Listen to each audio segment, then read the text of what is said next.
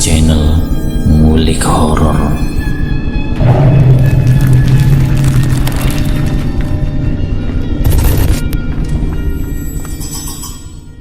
Assalamualaikum warahmatullahi wabarakatuh. Kembali lagi di channel Ngulik Horor. Channel ini menceritakan tentang kisah-kisah misteri. Kali ini saya akan membawakan kisah misteri yang diambil dari Ngulik Misteri dan ditulis oleh Ed Nafila. Kalian juga dapat mengunjungi tweet beliau langsung ya. Nanti link saya akan sediakan di kolom deskripsinya. Oh iya, di dalam cerita ini nama dan tempatnya disamarkan semua ya, untuk menjaga privasi pihak yang terlibat di dalamnya. Yuk daripada kita lama-lama, langsung saja kita simak ceritanya. Bismillahirrahmanirrahim. Kali ini saya akan membawakan kisah misteri yang berjudul Pesugihan Bergilir. Awal cerita, Pak Usman ini pernah melakukan suatu pesugihan di mana di akhir hayatnya ia ingin apa yang menjadi haknya selama dia mengikuti atau terjerumus ke dalam pesugihan diikuti oleh anak-anaknya. Dalam melakukan hal itu menjadikan dirinya disegani di lingkungan masyarakat karena dia dianggap menjadi orang yang kaya dan orang yang selalu ingin dihormati. Di keadaan masa tuanya, dia ingin anak-anaknya itu melakukan pesugihan yang dilakukannya selama ini. Dan dia mempunyai 4 seorang anak. Yang pertama bernama Bayu, yang kedua bernama Dini, dan yang ketiga namanya Ilham. Dan yang terakhir bernama Abdu. Pada malam itu, malam di mana ia belum meninggal, keluarganya dikumpulkan di salah satu ruangan. Nanti seandainya bapak ini sudah tidak bisa melakukan ritual yang seperti kalian saksikan di kamar sebelah, seperti biasanya menyajikan sesajen apapun itu, bapak mohon di antara kalian agar mengikuti apa yang sudah bapak laksanakan. Bila mana tidak ada yang melakukannya, dan apa yang sudah kalian terima, apa yang sudah kalian dapatkan dari bapak untuk kalian semua, itu tidak akan bertahan lama. Soalnya ini sudah menjadi tanggung jawab setiap siapapun yang melakukan ritual pesugihan, ujar bapaknya menjelaskan. Ini sudah menjadi aturannya, terserah kalian mau dan tidaknya. Tapi yang bapak pesan untuk semua anak-anak, dan kamu Ilham, sebaiknya kamu melakukannya, jelas Pak Usman lagi kepada anak-anaknya. Ilham yang disebut namanya sontak saja kaget. Bukannya itu salah pak? Bukannya kita bersekutu dengan iblis itu tidak ada toleransinya? Jawab salah satu anaknya. Bapak itu tidak mau kehidupan kamu seperti dulu waktu masih kecil-kecil. Untuk beli es krim saja kamu harus menangis-nangis dulu, baru bapak akan belikan, gertak bapaknya. Mengingat kehidupannya sebelum ia melakukan pesugihan sungguh begitu memprihatinkan. Mau membelikan jajan anaknya saja ia tidak mampu. Di suatu ketika pada saat kehidupannya dulu untuk makan saja susah, Pak Usman beserta istrinya harus bekerja keras, berangkat kerja di pagi-pagi buta dan pulang di malam hari. Itu pun hanya 3 nasi bungkus yang dapat dibelinya. Sedangkan anggota keluarganya itu berjumlah 6 orang. 1 bungkus nasi itu dimakan untuk 2 anggota keluarganya. Belum lagi rumah yang ditempatinya itu banyak yang sudah bocor. Bahkan dinding-dindingnya masih pakai anyaman bambu yang mudah sekali rusak. Dinginnya angin malam dan derasnya hujan membuat keluarganya Pak Usman tidak bisa tertidur. Mereka harus menjaga atap mereka agar apa yang di dalamnya itu tidak terkena air hujan. Sudah belasan tahun Pak Usman dan keluarganya hidup serba kekurangan. Bahkan pakaian yang digunakan sehari-hari pun sudah bisa dibilang tidak layak lagi untuk dipakai. Pada suatu hari di mana Ilham sedang bermain dengan anak tetangganya, di situ terdapat pedagang es krim. Teman-temannya Ilham tidak ada yang tidak beli. Semuanya membeli kecuali Ilham. Ilham yang tidak punya uang pun lari ke rumah sambil menangis. Dan ia bilang sama bapaknya, "Pak, aku mau beli es krim, Pak. Ayo, kita beli es krim di sana. Teman-teman semua pada beli, cuma aku yang tidak beli, Pak," ujar si Ilham kecil. Dengan terseduh-seduh ia meminta dibelikan es krim. Pak Usman yang tidak punya uang pun bingung harus bagaimana. Tidak mungkin ia berhutang. Kejadian seperti itu tidak hanya sekali, tapi hampir setiap hari.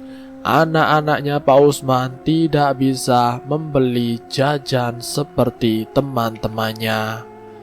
Pak Usman yang pada saat itu bekerja sebagai tukang sapu di jalanan dan istrinya sebagai pembantu rumah tangga di salah satu perumahan yang dekat dengan rumahnya.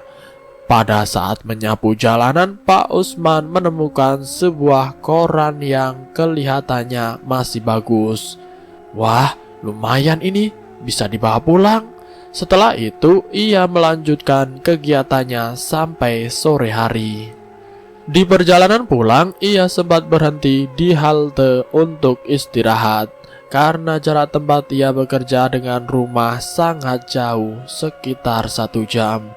Saat sedang duduk di halte, Pak Usman membuka-buka koran yang ia temukan tadi. Tidak disangka di sana terdapat informasi tentang dukun pesugihan. Awalnya Pak Usman mengabaikannya. Tapi tidak berselang lama, Pak Usman ingin tahu lebih banyak tentang dukun tersebut. Pak Usman sempat bertanya kepada orang-orang yang berada di sekitar halte.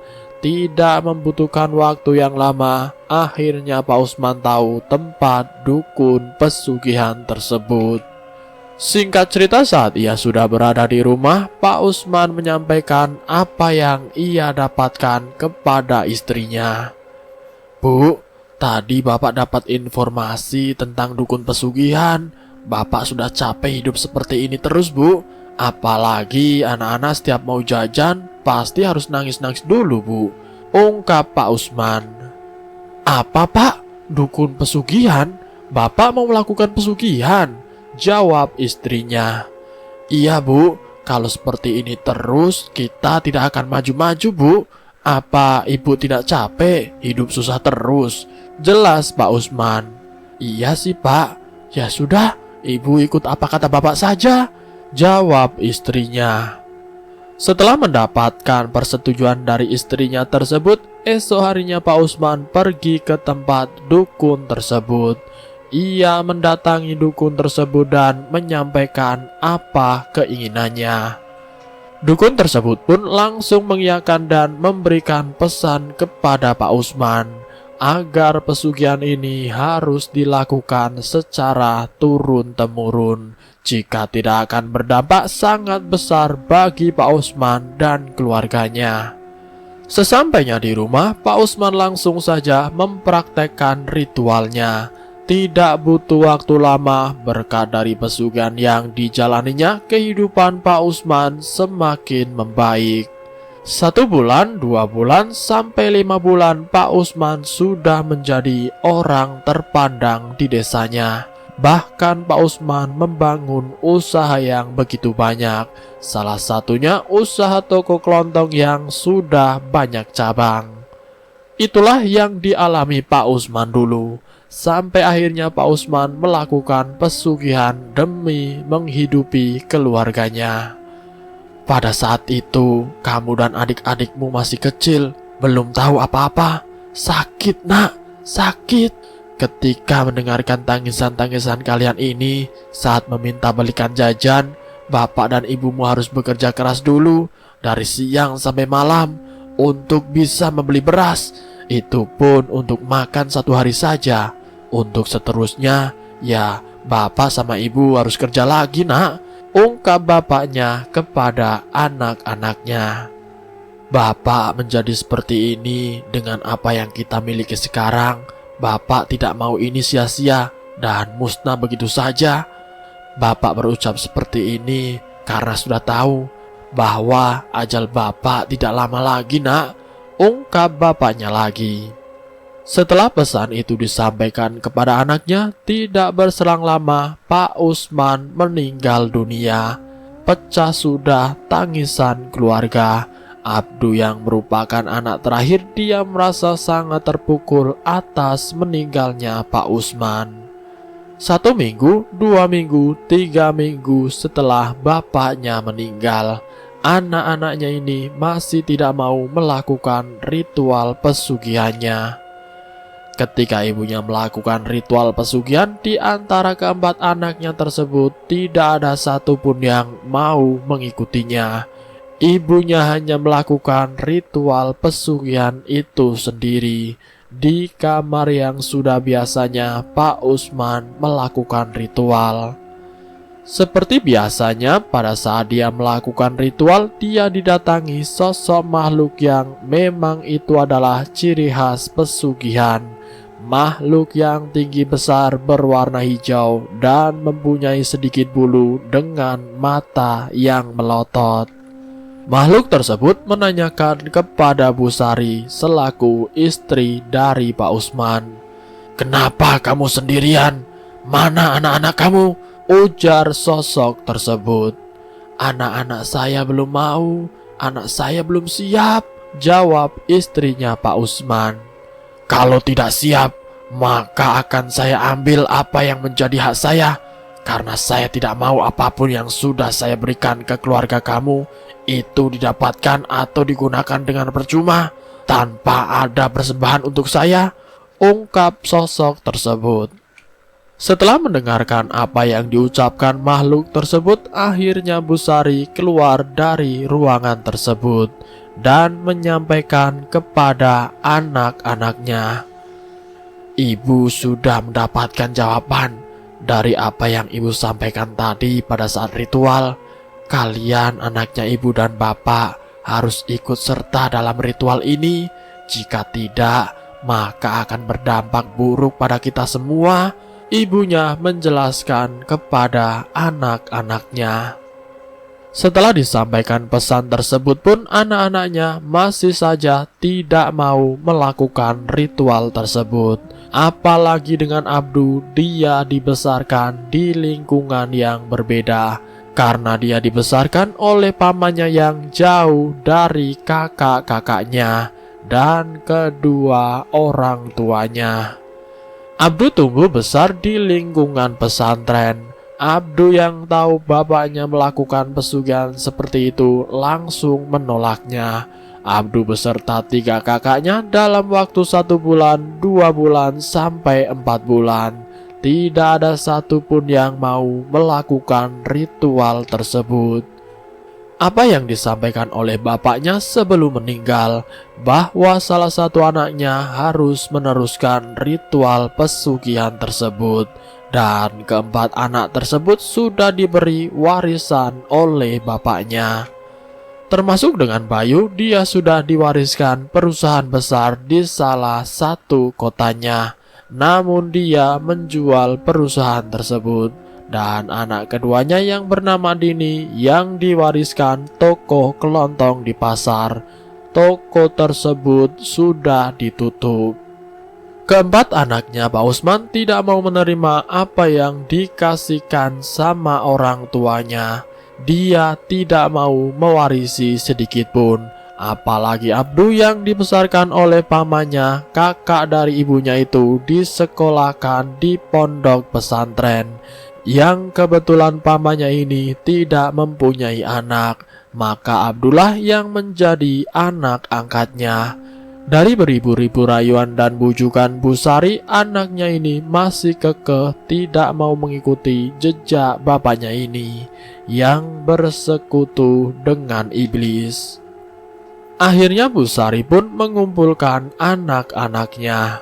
"Kalau memang kalian sudah siap mendapatkan dampak dari apa yang Bapak pesankan waktu dulu sebelum meninggal, semua harus menjadi orang yang benar-benar siap-siap dalam kemiskinan atau kemelaratan," ujar ibunya. Abdu yang mendengar penjelasan dari ibunya tenang-tenang saja, karena dia dihidupkan oleh sang pamannya.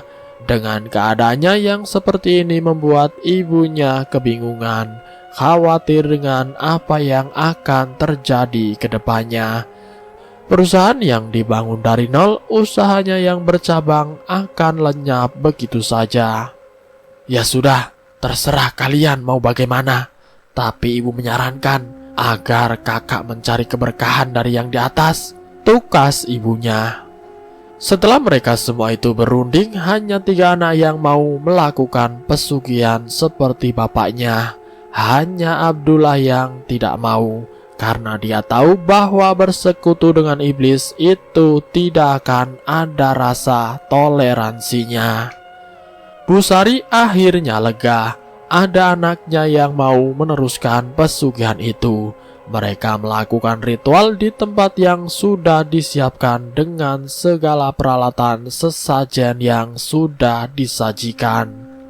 Setelah apa yang disembahkan semuanya itu dengan hadirnya 3 anaknya Pak Usman. Setelah mereka melakukan ritual tersebut, apa yang mereka dapatkan? Perusahaan yang dulu sempat Bayu jual bisa dibeli kembali, dan toko kelontong yang diwariskan ke Dini yang sempat ditutup sekarang jalan kembali. Bahkan Ilham bisa mendapatkan saham-saham dari perusahaan yang lain. Itu ritual pertama yang mereka lakukan, dan mereka sudah mendapatkan banyak hal yang luar biasa. Tapi di sini ada hal yang berbeda yang disampaikan oleh ibunya kepada anak pertamanya, yaitu si Bayu. Kamu sudah tidak layak untuk melakukan ritual sendiri. Kamu harus mengajak istrimu melakukan ritual ini. Karena apa yang dilakukan suaminya, mau tidak mau, istri harus mengikutinya, ujar ibunya menjelaskan. Setelah diberi peringatan oleh ibunya, akhirnya Bayu meninggalkan kedua adiknya dan pulang ke rumah untuk menemui istrinya. 2 adiknya Bayu ini tidak mengetahui apa sebab musabab bapaknya harus melakukan ritual beserta ibunya. Tapi di sini terjawab sudah apa yang selama ini ada di benaknya. Saat melakukan ritual untuk kedua kalinya, kakaknya Bayu mengajak istrinya untuk melakukan ritual bersama. Mereka masuk di ruangan yang sudah disiapkan melakukan sesembahan, dan tidak berselang lama makhluk berbadan hijau itu muncul dan berkata, "Kamu akan mendapatkan apa yang kalian inginkan.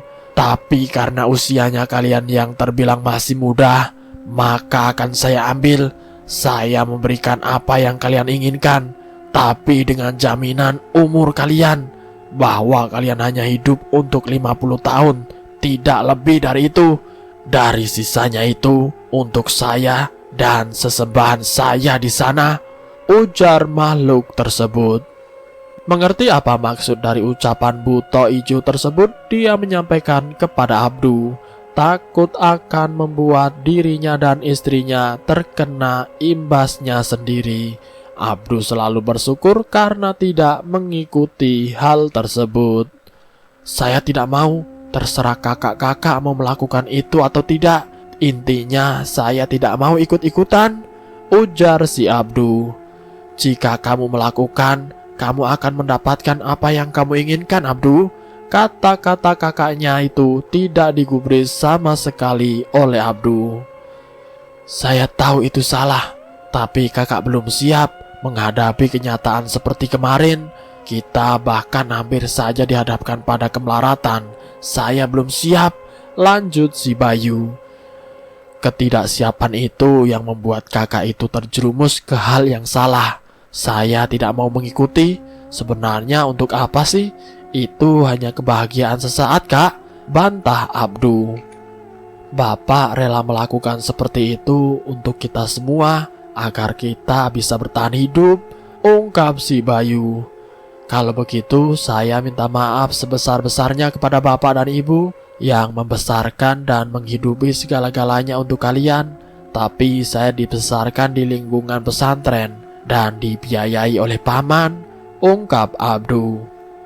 Di pesantren saya diajarkan agama, makanya saya mengetahui itu sama sekali tidak dibenarkan. Dan saya yakin bahwa yang kakak-kakak lakukan itu akan membawa keburukan untuk kakak sendiri, lanjut Abdu dengan santai. Mendengar jawaban dari Abdu, mereka semuanya itu berunding. Kakak keduanya pun berucap, "Terus apa yang harus kami persembahkan untuk ritual tersebut? Pasti dalam pesugihan ini ada tumbalnya." Ucapan tersebut pun ditambahkan oleh Bayu, kakak pertamanya. "Bahkan usia kita hanya sampai 50 tahun saja. Apa yang kakak punya akan kakak wariskan kepada anak-anaknya kakak, agar nanti kelak seperti kita dulu yang serba kekurangan." Mendengar ucapan dari kakaknya tersebut, Abdu hanya berpesan, sesuatu yang bersangkutan dengan iblis itu tidak akan ada habisnya, ucap Abdu dengan mengelus dadanya. Dari tahun ke tahun hingga usia sampai katanya 50 tahun, terbukti satu persatu ada yang meninggal dunia dengan tidak wajar.